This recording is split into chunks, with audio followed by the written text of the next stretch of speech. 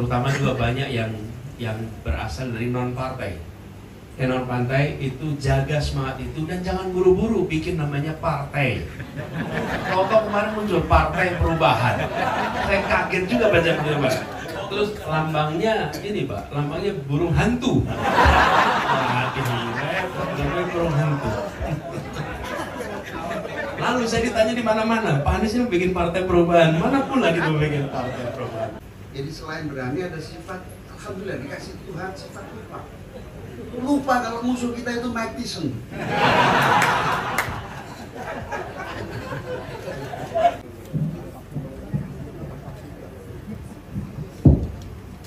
Assalamualaikum warahmatullahi wabarakatuh.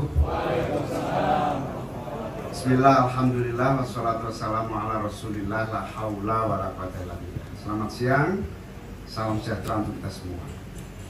Yang saya banggakan Mas Anies Baswedan bersama Bu Ferry dan keluarga. Yang saya banggakan para tokoh-tokoh, Pak Ari, Pak Manila, Pak Hamdan Zulfa, Kapten.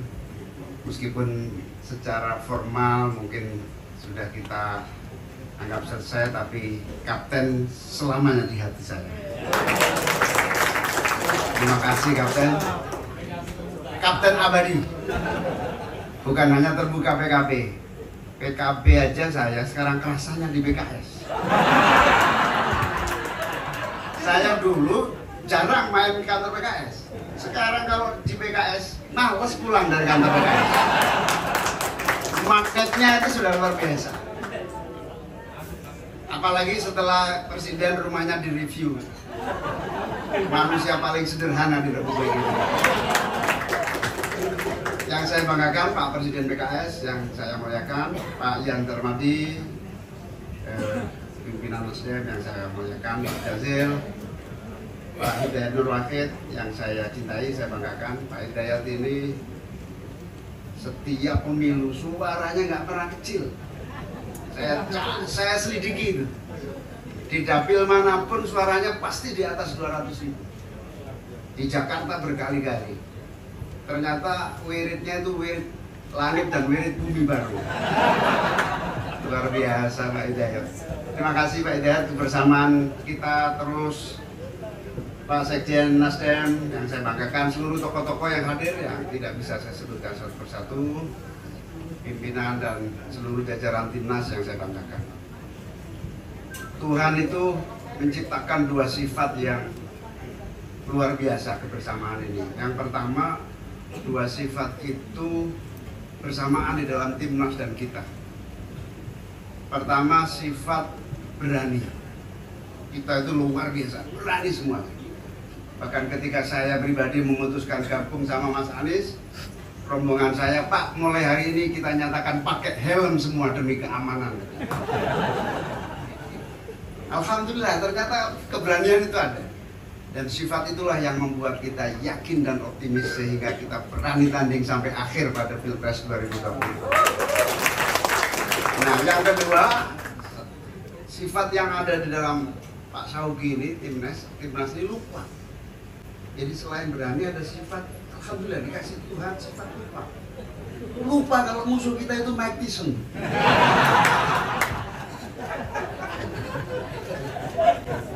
Kadang-kadang sadar, kadang-kadang lupa. Sehingga luar biasa. Jadi sifat berani dan sifat lupa itu ternyata berkah luar biasa. Bayangkan kalau kita ingat kalau musuh kita Mike Tyson, tiap hari kita sembunyi ketakutan. Alhamdulillah Allah telah memberikan dua sifat itu sekaligus pada Pak Saugi dan saya, sehingga tanpa pakai helm pun kita berani ngebut terus menerus selama beberapa bulan terakhir ini untuk Pilpres 2020. Dan tentu pengalaman beberapa bulan hampir 1 tahun ini telah memberikan banyak warna. Kemarin saya minggu lalu naik kereta bersamaan dengan orang tua yang ketika naik kereta kesulitan, nggak ada apanya, pakai kursi roda kesulitan. Itu penumpang marah-marah. Di berbagai negara kalau kereta ada orang difabel atau orang naik kursi roda pasti sudah tersedia jalannya. Yang saya luar biasa itu ada orang marah-marah, ini gara-gara Amin kalah ya begini ini. Saya bilang apa hubungannya? Saya bilang. Jadi luar biasa, itu artinya spirit perubahan dan perjuangan ini betul-betul masuk di lingkungan seluruh masyarakat kita. Sampai kereta nggak ada jembatannya aja, yang disalahkan kenapa ini terjadi karena Amin masih kalah. Karena itu pengalaman berbulan-bulan ini membawa kita untuk semakin yakin dan optimis. Seperti yang Pak Syauqi sampaikan tadi, kita telah melawan dengan sebaik-baiknya, sekuat-kuatnya, dan sehormat-hormatnya untuk kepentingan bangsa dan negara ini. Ibarat persaingan pilpres ini sebetulnya kan salah satunya ada yang menganggap ini seperti tinju. Tinju yang ya kita harus pinter-pinter kapan mukul, kapan apa namanya itu, saya lupa namanya itu. Intinya pertarungan, kalau menurut Mas Anies itu ini lawan tandingnya yang harus kita terus pahami karakter lawan tandingnya, sehingga perjuangan perubahan menurut saya tidak akan berhenti di sini sampai kapanpun. Perubahan itu menjadi kebutuhan bangsa ini kalau mau selamat, maju, dan makmur sejahtera. Amin. Oleh karena itu saya sangat bahagia, bersyukur, bangga, dan terima kasih atas kebersamaan timnas selama beberapa bulan terakhir. Dan Pak Syauqi tadi yang paling bersejarah adalah menentukan siapa yang akan menjadi kapten itu benar. Lama kita diskusi bukan karena siapa yang akan ditunjuk, menunggu siapa yang akan nyumbang dulu. Mas Anies bilang insya Allah minggu depan. Ketemu minggu depan, insya Allah minggu yang akan datang. Sampai pilpres terakhir tidak ada yang nyumbang. Itu salah satu yang mau membuat apa? Itu pun bisa 25%. 25% itu pun versi KPU. Ada 3 versi hasil pemilu. 1 versi KPU, 2 versi PKS, 3 versi lembaga survei, kan gitu. Saya paling yakin versi PKS ini. Di PKS selalu datanya paling lengkap kan gitu. Karena itu tentu semua proses yang berlangsung ini luar biasa. Dengan keterbatasan yang kita miliki, logistik yang apa adanya, masih lumayan kita bisa berkampanye ke seluruh Indonesia dengan keterbatasan yang ada. Sampai kita nggak percaya kita bisa keliling Indonesia dengan semangat yang tinggi, bahkan di luar dugaan dengan seluruh kekurangan yang kita miliki.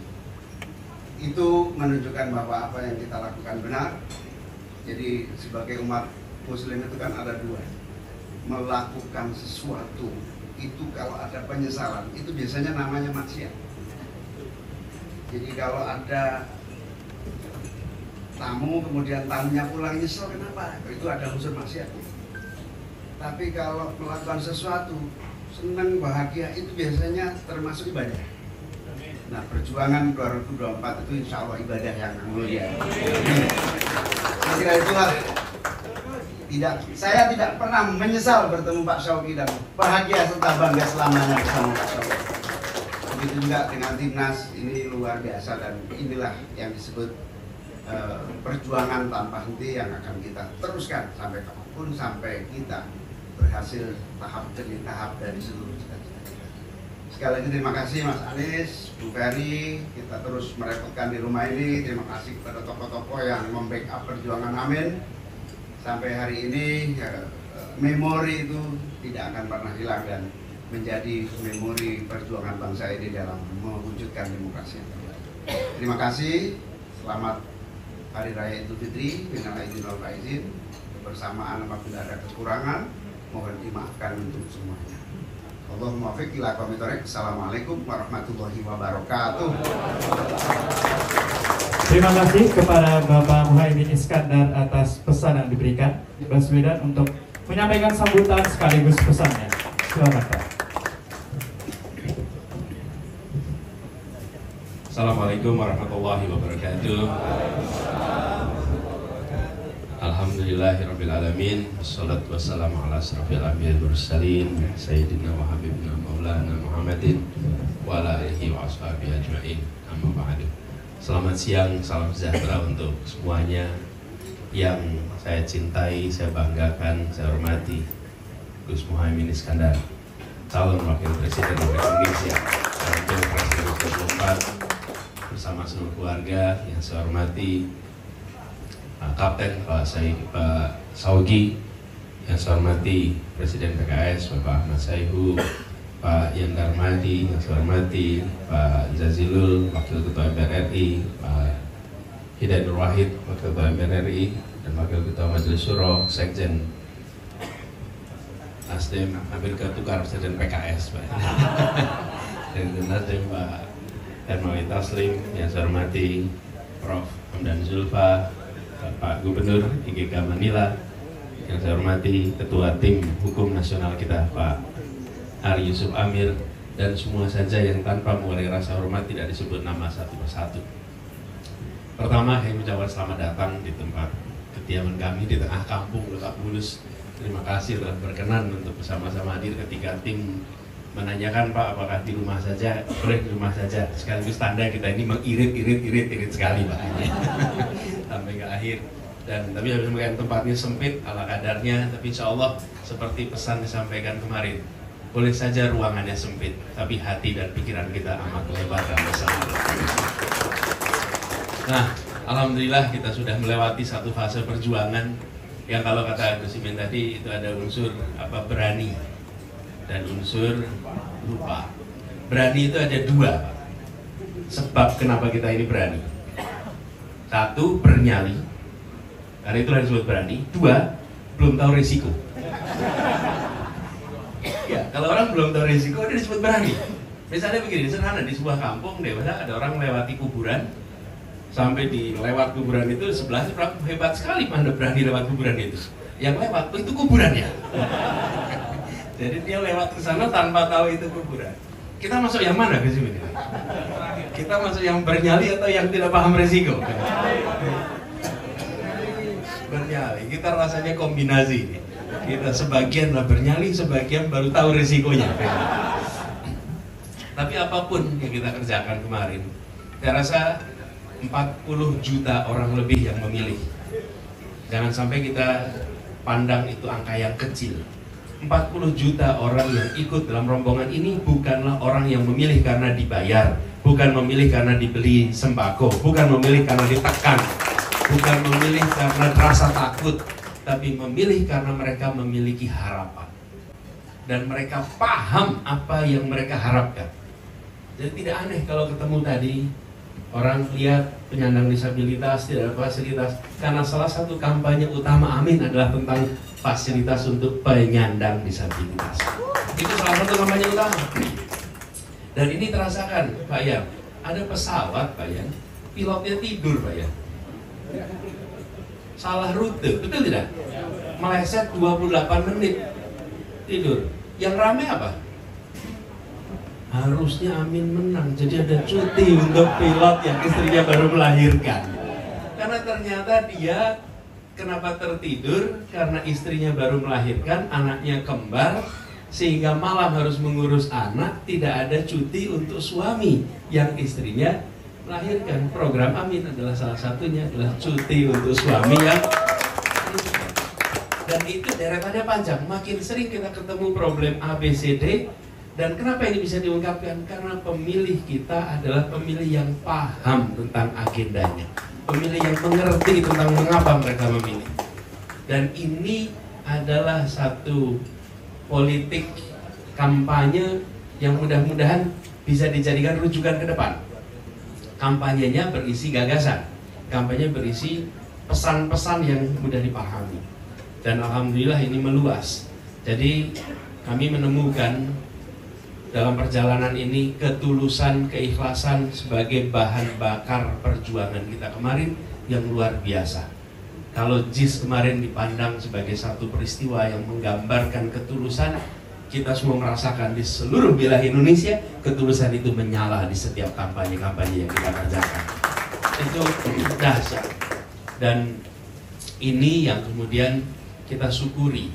Jadi kalau kita tadi menengok ke belakang dengan rasa syukur karena kita sudah mengerjakan yang sehormat-hormatnya, sebaik-baiknya, sekeras-kerasnya di dalam berjuang, pesan itu dirasakan bukan hanya pada kita-kita yang terlibat di dalam kepengurusan, tapi oleh masyarakat kebanyakan pun hal yang sama terjadi.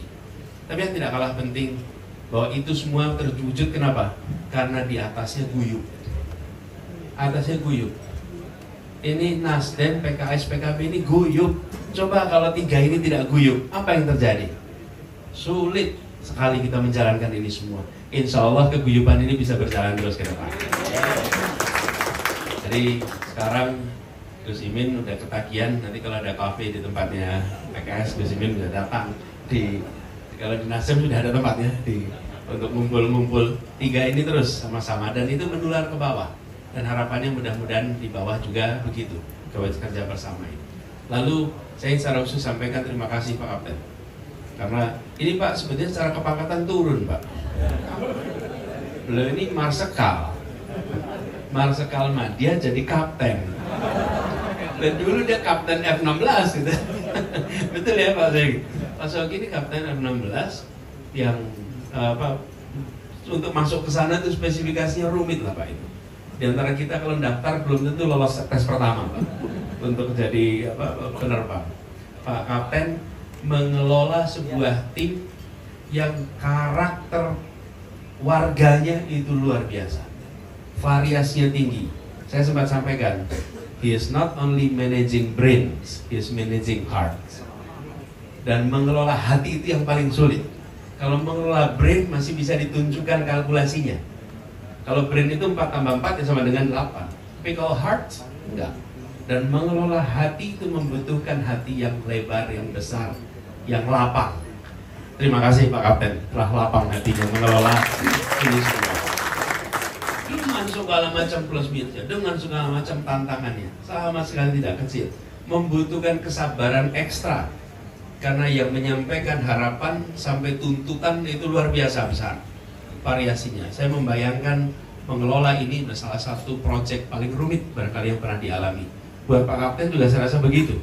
Di antara semua kepemimpinan, SAR itu menjadi nggak ada apa-apanya Pak dibanding ini. Mana saya ingat beliau ngelola SAR pada saat pas yang jatuh itu apa? Lion Air ya, Lion Air di Karawang ya waktu itu. Nah, ini tim yang bekerja dengan segala macam dinamikanya dalam waktu yang pendek, sangat intensif. Ada ujungnya. Ujungnya adalah ketika MK kemarin ambil keputusan. Dan ketika MK mengeluarkan putusan, kita nyatakan menghormati putusan. Ini bukan soal setuju dan tidak setuju, menghormati. Dan kemudian kerja ini tuntas. Satu fase tuntas sebagai bagian dari proses Pilpres. Tapi saya harap semua jaringan timnas yang sekarang ada tidak berhenti dalam bekerja untuk perubahan bagi Indonesia.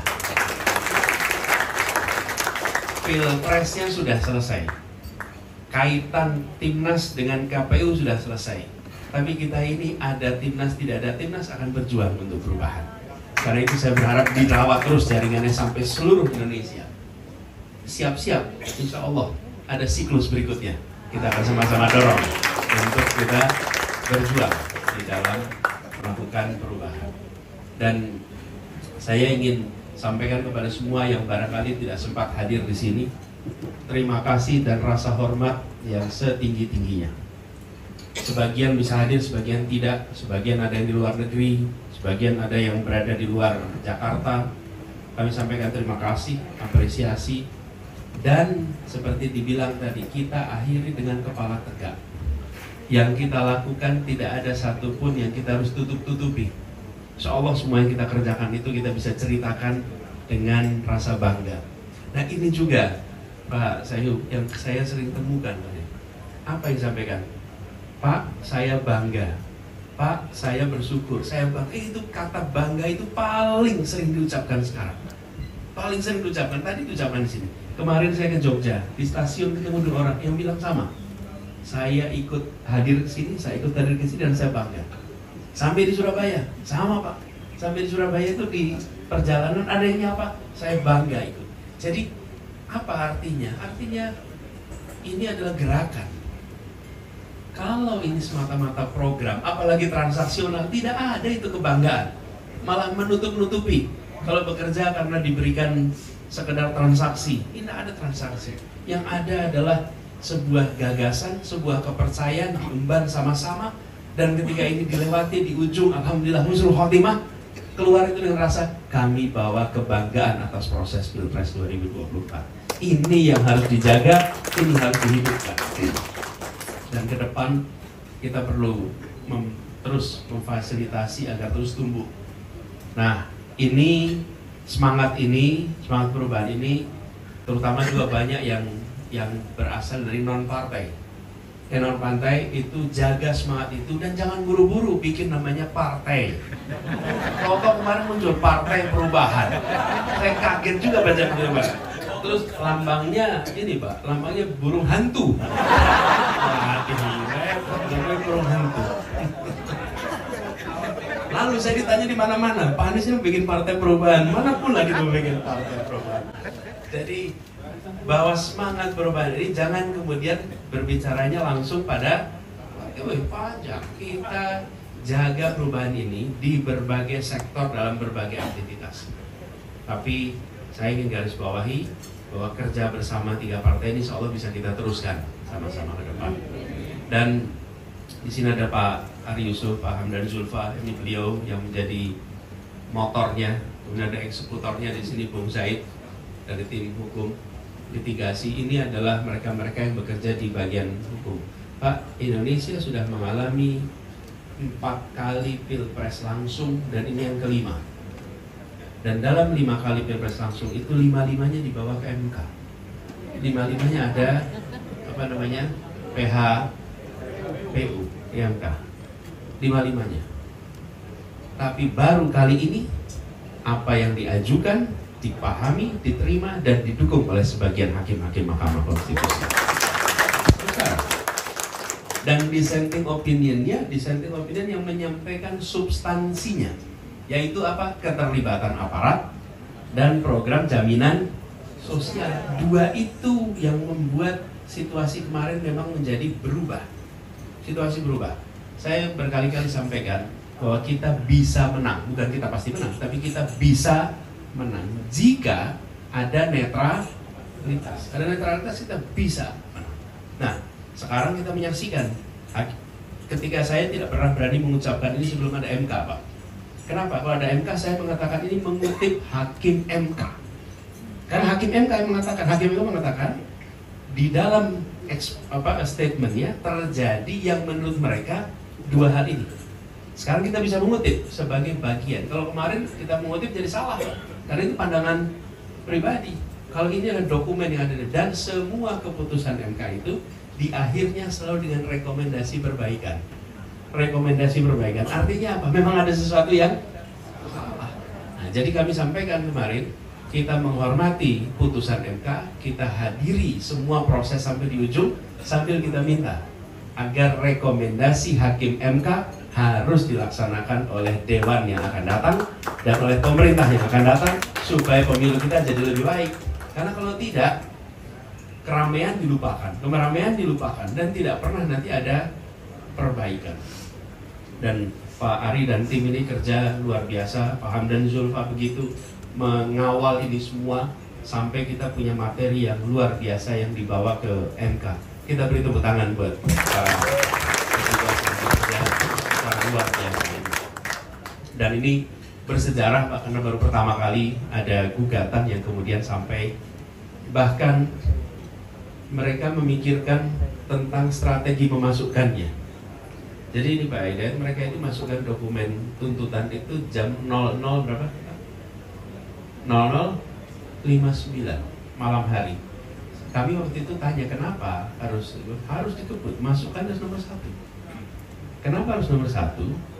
Pertimbangannya itu nanti akan dibaca awal, itu akan dilihat awal, dan yang tidak kalah penting, pada saat nanti MK memutuskan, yang dibaca nanti yang nomor 1, yang nomor 2 idem. Jadi kalau kita tidak masukkan pertama, nanti nggak akan dibahasnya idem, dan ternyata betul. Di ujung yang dibahas adalah gugatan nomor 1, kemudian ketika sampai yang kedua hanya idem. Jadi mereka memikirkan strategi itu A sampai Z, sesuatu yang kadang-kadang kita anggap sebagai ya administratif saja kapan memasukkannya. Jadi begitu dibolehkan jam 00, maka 00.59 langsung masuk. Itu di hari pertama dibolehkan memasukkan gugatan. Nah, hal-hal seperti ini di belakang layar tak terlihat. Pak Kapten memimpin proses yang banyak peristiwa besar belakang layar tidak terlihat. Kalau boleh kami usul, Pak Kapten, Mbak Hari, mungkin baik di fase transisi ini menuliskan pengalaman-pengalaman itu menjadi hikmah, lesson learned, supaya penyusunan tim-tim yang akan datang itu bisa menggunakan pengalaman yang dimiliki oleh timnas yang sekarang bekerja. Pak, kekalahan atau kemenangan bangsa Eropa salah satunya adalah karena mereka menuliskan pengalaman menjadi tulisan. Kita menggunakan pengalaman menjadi lisan, diceritakan dan didongengkan, tapi tidak menjadi tulisan. Di Eropa sana itu ditulis sehingga selalu ada referensi, sehingga selalu ada perkembangan.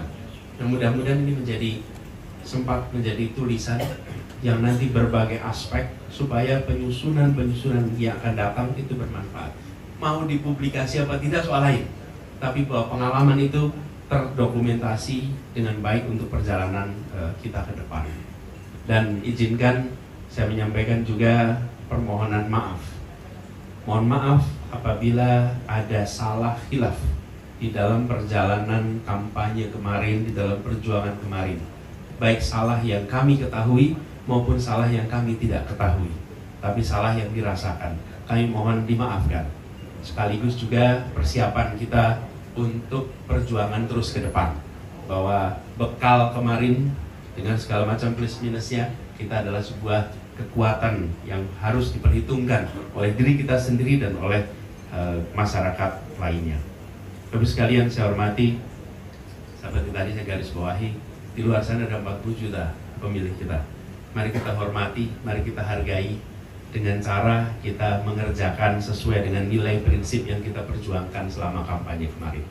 Mereka menengok betul pada kita dengan harapan bahwa agenda-agenda perubahan itu terus kita kawal, terus kita bawa. Dan inilah harapan yang diberikan oleh 40 juta. Kemarin saya sempat ke ke Jogja, ke Surabaya, dan antusiasmenya memang masih tinggi. Saya sampai lihat ini seperti suasana kampanye masih, Pak. Di mana-mana itu suasananya masih seperti suasana kampanye. Nah, ini pesan juga, harapan itu harus kita jaga sama-sama. Jadi bagi semuanya yang terlibat di timnas, perlu diingat bahwa apapun yang kita kerjakan adalah atas nama kita bersama. Jadi kita jaga ini baik-baik. Dan buat semuanya saja, sekali lagi terima kasih, apresiasi yang setinggi-tingginya. Dan insya Allah kita jalan terus ke depan dengan berbagai agenda baru. Ada yang tanya banyak, Pak, berikutnya apa? Lalu what next? Ini selesaikan dulu, habis itu ambil jeda.